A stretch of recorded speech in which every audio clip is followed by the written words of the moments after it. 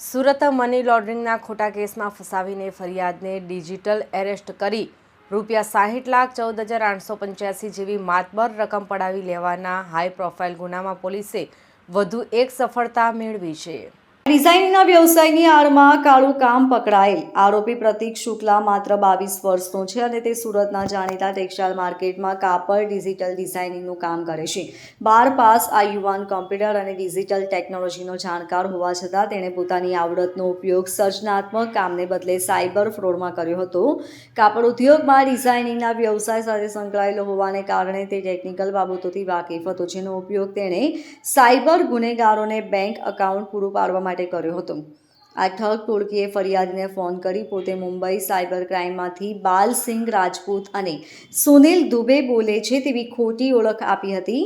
તેમણે ફરિયાદીને ડરાવ્યા હતા કે તમારા આધાર કાર્ડ અને પાન કાર્ડનો ઉપયોગ મની લોન્ડરિંગમાં થયો છે।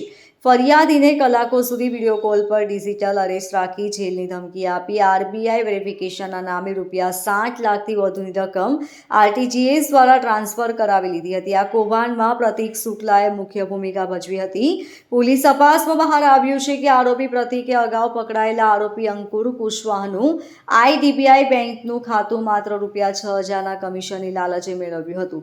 આ એકાઉન્ટ તેણે સાયબર ફ્રોડ કરતી ગેંગને વાપરવા માટે આપ્યું હતું। આ એક જ એકાઉન્ટમાં ₹24,81,960ના શંકાસ્પદ વ્યવહારો મળી આવ્યા છે।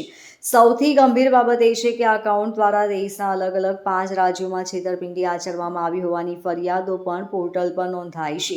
આમ સુરતનો આ ડિઝાઇનર આંતરરાજ્યીય સાયબર રેકેટનો હિસ્સો બની ગયો છે। સુરત સાયબર ક્રાઇમ પોલીસે આરોપી પ્રતીક શુક્લાને કોર્ટમાં રજૂ કરી 2 દિવસના રિમાન્ડ મેળવ્યા છે।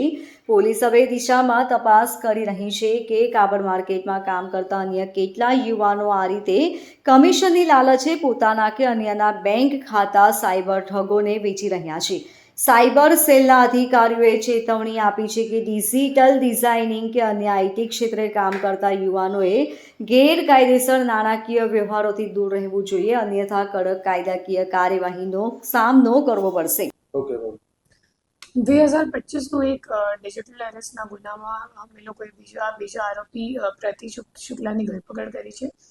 એ જે ડિજિટલ એરેસ્ટ છે એ 60 લાખનું હતો અને એમાંથી ₹1.5 લાખ જે એકાઉન્ટમાં ગયા હતા એમને અગાઉ અમદાવાદથી ઝડપી પાડવામાં આવ્યો હતો। એમનું નામ હતું અંકુર કુશવાહા અને અત્યારે જે આરોપી છે એને અંકુર કુશવાહાથી એકાઉન્ટ લીધેલી હતી કમિશન માટે અને એ જે પ્રતીક શુક્લા છે અત્યારનો જે આરોપી છે એ હરિયાણામાં જે મુખ્ય ગેંગ ઇન્ડિયાથી કામ કરે છે એમને એકાઉન્ટ અને એકાઉન્ટની ડિટેલ્સ આપવાનું કામ કરતો હતો। Bureau report LK star news Surat.